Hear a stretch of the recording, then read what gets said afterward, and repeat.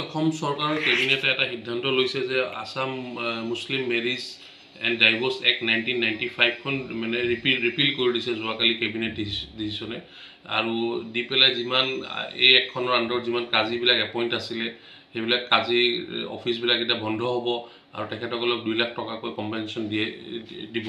তো এই ক্ষেত্ৰত আমাৰ মুছলমান সমাজত ধৰি লওক যেহেতু নিকাহটো এটা আমাৰ ধৰ্মীয় অনুষ্ঠান হয়, এইটো ধৰ্মীয় অনুষ্ঠান হয় আৰু এইটো এটা আমাৰ এটা ধৰ্মৰ এটা অভিন্ন অংগ হয়। চ' এইটোত আমাক ইনফ্ৰিঞ্চমেণ্ট কৰাটো আমি এইটো মানে আমাৰ ফাণ্ডামেণ্টেল ৰাইটছটো ইনফ্ৰিঞ্চ হৈছে। আৰ্টিকেল 25 বা 25, 26, 28 যিবিলাক আমাক প্ৰটেকশ্যন দিয়া আছিলে সেই প্ৰটেকশ্যনখিনি ইনফ্ৰিজ হৈছে আৰু ফাণ্ডামেণ্টেল ৰাইট ধৰি লওক যেতিয়া আমি কওঁ যে পাৰ্চনেল ল আহি যায়, পাৰ্চনেল ল যেতিয়ালৈকে ফাণ্ডামেণ্টেল ৰাইট ভাইলেট নকৰে এইটো ভেলিড হয়, আইনগতভাৱে ভেলিড হয়। তো এই যিটো অসম চৰকাৰৰ কাৰ্যসূচী এইটো আমাৰ ফাণ্ডামেণ্টেল ৰাইটটো ইনফ্ৰিঞ্চ কৰিছে। আৰু 2 নম্বৰ কথা ধৰি লওক এই যিখন আইন আছিলে আসাম মুছলিম মেৰিজ এণ্ড ডাইভৰ্চ এক্ট 1995খন এইটো কোনো পাব্লিক অৰ্ডাৰ বা কোনো অশৃংখলতা কৰা একো ক্ৰিয়েট কৰা নাছিলে। এইটোতো এখন অকল বিবাহটো সম্পন্ন কৰে আৰু তাত এটা প্ৰভিজন আছিলে যে মাইনৰ মেৰিজৰ এটা প্ৰভিজন আছিলে। অসম চৰকাৰে এই প্ৰভিজনটো এমেণ্ড কৰি পেলাই ছোৱালীৰ বয়স 18 বছৰ, ল'ৰাৰ বয়স 21 বছৰ কৰি পেলাই একখন বাহাল ৰাখিব লাগিছিলে, কিন্তু এইটো ষ্ট্ৰেইট ফৰৱাৰ্ড এই একখন এতিয়া ৰিপিল কৰি দিছে। এইটো এটা আমাৰ খুব এইটো এটা মানে আমাৰ ধৰি লওক ফাণ্ডামেণ্টেল ৰাইটছ আমাৰ কমিউনিটিত এটা এফেক্ট হ'ব। আৰু এইটো ধৰি লওক আমি চৰিয়া ল এক্ট 1937 আছে ইণ্ডিয়াত, এতিয়াও বাহাল হৈ আছে এবং চলি আছে।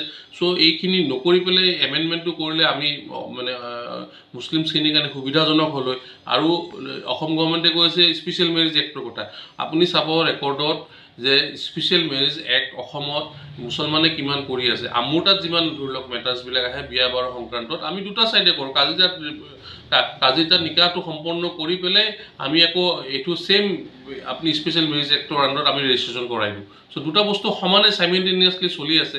আৰু এইটো এটা গভৰ্ণমেণ্টৰ ধৰি লওক এটা আৰ্বিট্ৰেৰী ডিচিশ্যন হয় এইটো, আৰু এইটো লেজিছলেটিভ কম্পিটেঞ্চি আছে গভৰ্ণমেণ্টৰ, হয় গভৰ্ণমেণ্টে ডিচিশ্যন ল'ব পাৰে, কিন্তু বাট চাই লওঁ in the due course of time আমি সম্ভৱ কোৰ্টৰ সন্মুখত যাম এইটো লৈ পেলাই।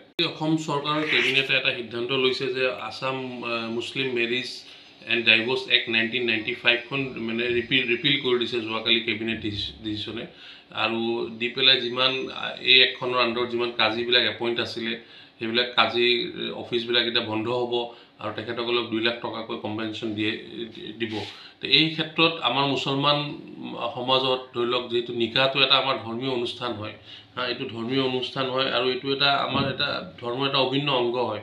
চ' এইটোত আমাক ইনফ্ৰিঞ্চমেণ্ট কৰাটো আমি এইটো মানে আমাৰ ফাণ্ডামেণ্টেল ৰাইটছটো ইনফ্ৰিঞ্চ হৈছে। আৰ্টিকেল 25 বা 25, 26, 28 যিবিলাক আমাক প্ৰটেকশ্যন দিয়া আছিলে সেই প্ৰটেকশ্যনখিনি ইনফ্ৰিজ হৈছে আৰু ফাণ্ডামেণ্টেল ৰাইট ধৰি লওক যেতিয়া আমি কওঁ যে পাৰ্চনেল ল আহি যায়, পাৰ্চনেল ল যেতিয়ালৈকে ফাণ্ডামেণ্টেল ৰাইট ভাইলেট নকৰে এইটো ভেলিড হয়, আইনগতভাৱে ভেলিড হয়। তো এই যিটো অসম চৰকাৰৰ কাৰ্যসূচী এইটো আমাৰ ফাণ্ডামেণ্টেল ৰাইটটো ইনফ্ৰিঞ্চ কৰিছে।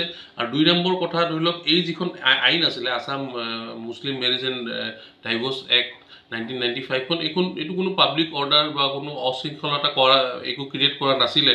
এইটোতো এখন অকল বিবাহটো সম্পন্ন কৰে আৰু তাত এটা প্ৰভিজন আছিলে যে মাইনৰ মেৰিজৰ এটা প্ৰভিজন আছিলে। অসম চৰকাৰে এই প্ৰভিজনটো এমেণ্ড কৰি পেলাই ছোৱালীৰ বয়স 18 বছৰ, ল'ৰাৰ বয়স 21 বছৰ কৰি পেলাই একখন বাহাল ৰাখিব লাগিছিলে, কিন্তু এইটো ষ্ট্ৰেইট ফৰৱাৰ্ড এই একখন এতিয়া ৰিপিল কৰি দিছে। এইটো এটা আমাৰ খুব এইটো এটা মানে আমাৰ ধৰি লওক ফাণ্ডামেণ্টেল ৰাইটছ আমাৰ কমিউনিটিত এটা এফেক্ট হ'ব।